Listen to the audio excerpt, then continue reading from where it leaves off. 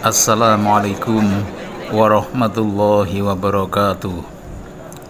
Siapa yang tidak ingin sholat di depan Ka'bah? Jamaah haji atau umroh tentu ada keinginan bisa mengikuti sholat di Masjidil Haram berhadapan dengan Ka'bah. Ada rasa haru, rasa bahagia tiada terkira berkesempatan sholat jamaah di depan Ka'bah. Hati pun menjadi lebih khidmat, khusyuk, bisa sholat menghadap kiblat yang sesungguhnya ada di depan mata. Kecuali sholat Jumat atau duhur, sholat di pelataran Ka'bah udaranya sangat nyaman, meski tanpa AC atau blower. Lantainya bersih, halus, dan bikin nyaman. Walau seharian terpanggang sinar matahari, lantai tidak terasa panas sama sekali. Sangat istimewa. Sekali merasakan sholat di pelataran Ka'bah, cenderung ingin mengulanginya lagi dan lagi. Sayangnya, banyak jamaah yang belum tahu bagaimana caranya bisa sholat mendekat Ka'bah. Berikut beberapa cara atau tips agar bisa melaksanakan sholat berjamaah di pelataran Ka'bah setiap hari, bahkan di shop sholat paling depan. Nomor 1, berniat. Agar diberi kelancaran, bangun niat yang sungguh-sungguh dan memohon kepada Allah Subhanahu wa Ta'ala untuk diizinkan melakukan sholat di depan Baitullah. Dengan niat yang kuat dan tulus, insya Allah sangat membantu untuk mewujudkan keinginan kita. Jangan ada terselip rasa sombong atau takabur di hati kita. Kita datang sebagai tamu, sudah selayaknya memposisikan diri sebagai tamu yang baik. Dengan demikian, insya Allah tamu juga akan dilayani dengan baik pula.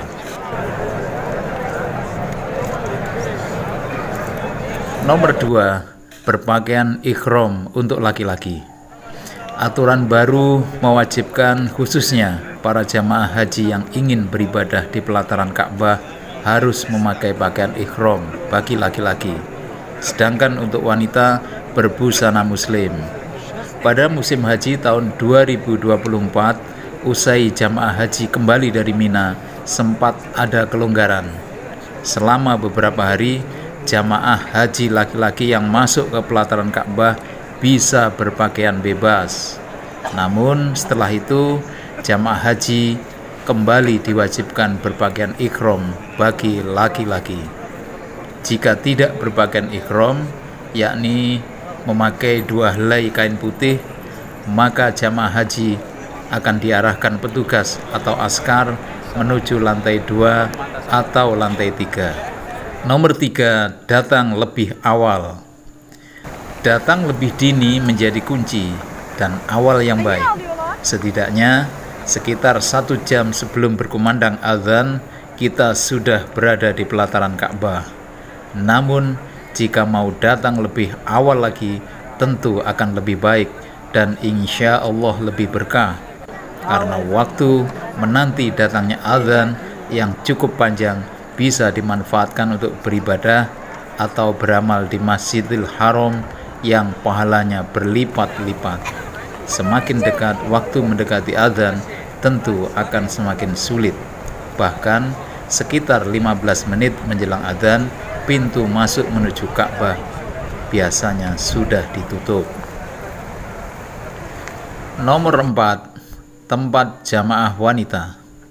Sholat di barisan depan dekat Ka'bah tidak mungkin dilakukan jamaah perempuan. Pasalnya, hanya jamaah laki-laki yang diperbolehkan sholat berjamaah di area lingkaran tawaf atau di sekitar dekat Ka'bah. Untuk itulah, jamaah wanita perlu mengetahui beberapa tempat yang disediakan secara khusus bagi mereka. Meski agak jauh, namun tetap bisa memandang Ka'bah dengan jelas. Pertama, tempat khusus wanita ada di pinggir pelataran Ka'bah. Area ini melingkar di bawah atap, tempat yang sangat nyaman karena di atasnya ada pelindung sehingga terlindung dari sinar matahari atau hujan. Kedua, area di depan lingkaran tawaf. Di tempat ini disediakan ruang sholat dengan memakai pagar pembatas berupa garda portable yang bisa dipindah-pindah. Sekitar 1 jam menjelang sholat, petugas atau askar akan menata pagar pembatas melingkar ke semua sudut. Namun ada satu tempat seperti ini yang sengaja dikosongkan, yakni tepat di depan imam sholat di Masjidil Haram. Jadi ada satu bidang cukup panjang dan luas di samping lingkaran toab disekat dengan pagar pembatas yang tidak boleh ditempati jamaah. Ini menandakan di dekatnya merupakan posisi Imam Mekah. Saat kami berhaji tahun 2024, posisi imam berada di sebelah kanan pintu masuk utama King Abdul Aziz.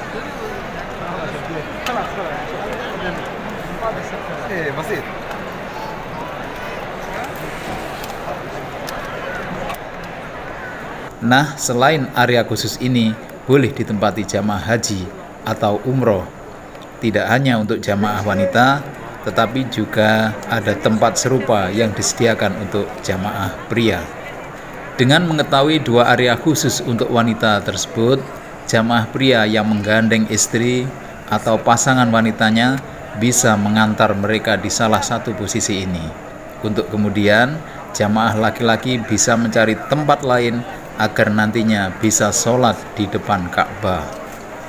Jika datang lebih awal, maka ada kesempatan lebih luas untuk memilih tempat yang dikehendaki karena banyak tempat yang masih lowong. Waktu yang panjang bisa dimanfaatkan untuk beribadah atau beramal seperti berzikir atau membaca Al-Quran.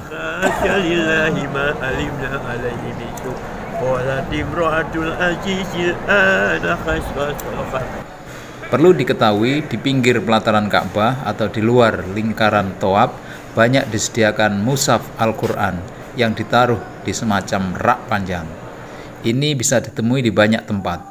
Ada Al-Quran yang besar dan banyak yang berukuran kecil.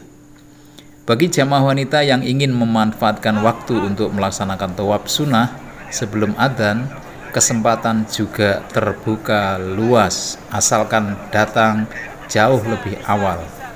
Jadi, makin awal datang di pelataran Ka'bah, makin tersedia waktu untuk melakukan tawaf. Hanya saja bagi jamaah wanita yang tengah melaksanakan tawaf, jika sudah mendekati waktu adzan, harus segera menepi di pinggir lingkaran tawaf. Kalau tidak segera menepi, bisa terjebak dengan padatnya barisan sholat jamaah laki-laki. Menjelang adzan, para askar akan mengarahkan jamaah wanita untuk segera masuk di area khusus yang disediakan bagi mereka, yakni di depan lingkaran tawaf yang disekat dengan pagar pembatas.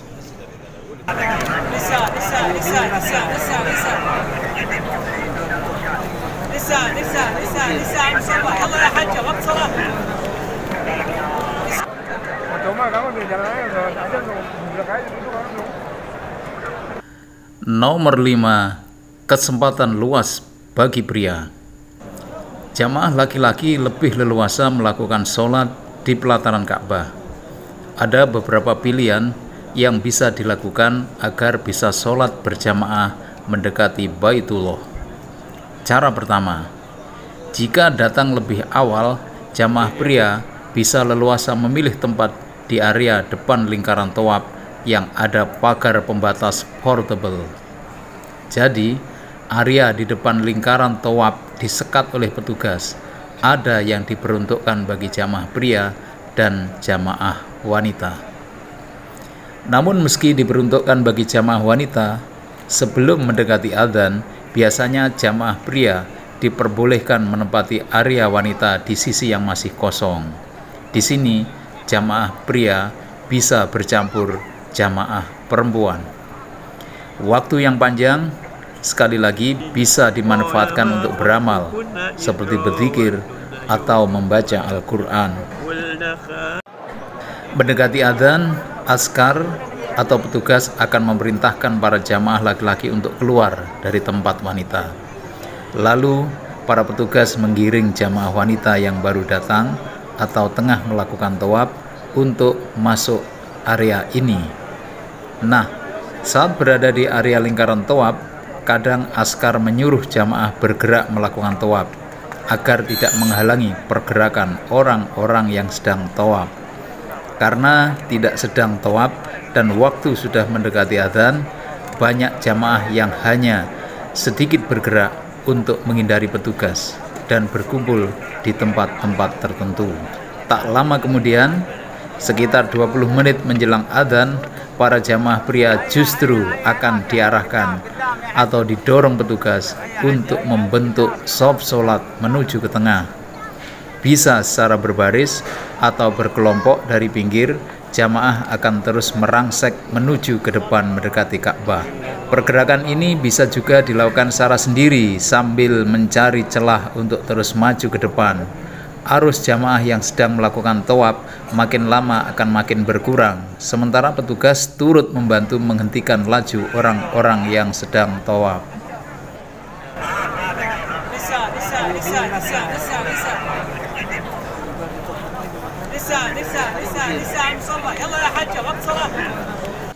Untuk mendapatkan posisi shaf depan harus bergerak cepat dan cermat memanfaatkan celah yang ada.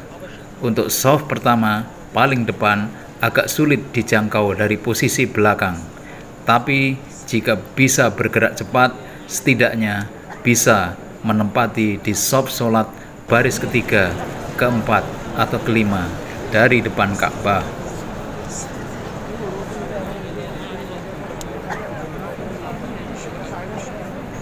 Cara kedua, memanfaatkan waktu dengan melakukan tawaf sunnah. Meski bisa menggandeng istri atau teman wanita, jika ingin mendapatkan shaf sholat paling depan, lebih mudah dengan melakukan tawaf sunnah sendiri. Usahakan melakukan tawaf di lingkaran mepet Ka'bah. Caranya, dari pinggir bergerak mengikuti arus jamaah yang sedang tawaf, sambil berjalan berputar, sambil mencari celah sedikit demi sedikit untuk menerobos terus masuk ke lingkaran dalam sampai mendekati Ka'bah. Ada beberapa keuntungan tawaf mepet Ka'bah. Pertama, bisa menghemat waktu. Dengan meniti lingkaran yang lebih kecil, 7 putaran tawaf insya Allah selesai dalam waktu sekitar 20 menit. Jadi, setiap putaran memakan waktu sekitar 3 menitan. Keuntungan kedua, bisa berkesempatan luas berada di shaf sholat terdepan di dekat Ka'bah. Pengalaman saya pada musim haji tahun 2024 melakukan tawaf bersama istri di lingkaran pertama dekat Ka'bah sebenarnya tidak terlampau berat. Arus jamaah biasanya berdesak-desakan kuat di sekitar Hajar Aswad. Jika saat melewati Hajar Aswad posisi agak sedikit menjauh, nanti setelahnya berusaha masuk kembali di lintasan dekat Ka'bah. Selain di area Hajar Aswad, situasinya umumnya bisa relatif lebih tenang dan berjalan lancar.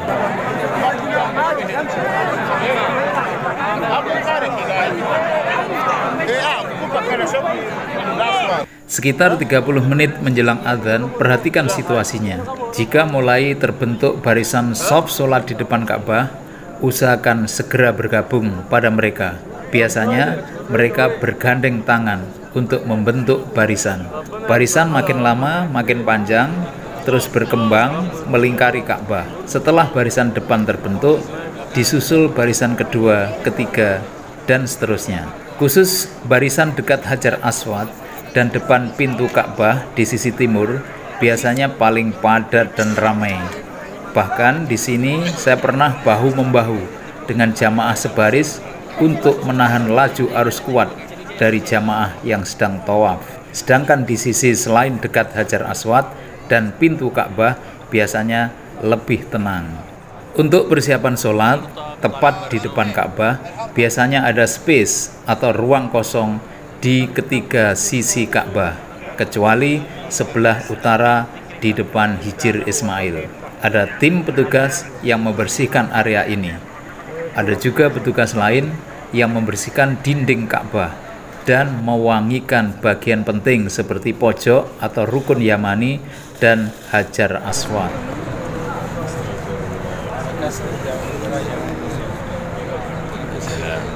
Begitu usai sholat fardu, biasanya jamaah khususnya di sekitar Rukun Yamani, Hajar Aswad, Multajam, dan pintu Ka'bah, mereka langsung menghambur berebut maju ke depan. Mereka memanfaatkan kesempatan untuk mendekati bagian penting Ka'bah ini. Nah, bagi jamaah di barisan belakang, ada kesempatan pula saat ini untuk bergerak maju di tempat yang lowong. Lumayanlah sedikit waktu bisa dimanfaatkan untuk melakukan sholat sunnah rawatib sebelum melakukan sholat jenazah. Kebiasaan sholat jamaah di Masjidil Haram, selesai sholat fardu, biasanya dilanjutkan dengan sholat jenazah. Sholat jenazah di Masjidil Haram sering dilakukan terutama di musim haji. Hal ini dikarenakan adanya banyak jenazah jamaah haji dari berbagai negara yang wafat di Mekah.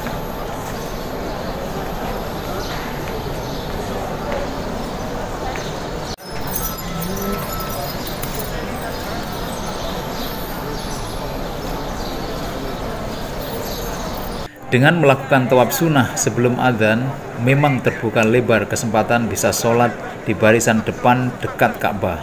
Namun, bagaimana jika saat mengikuti sholat belum bisa menyelesaikan 7 putaran tawaf?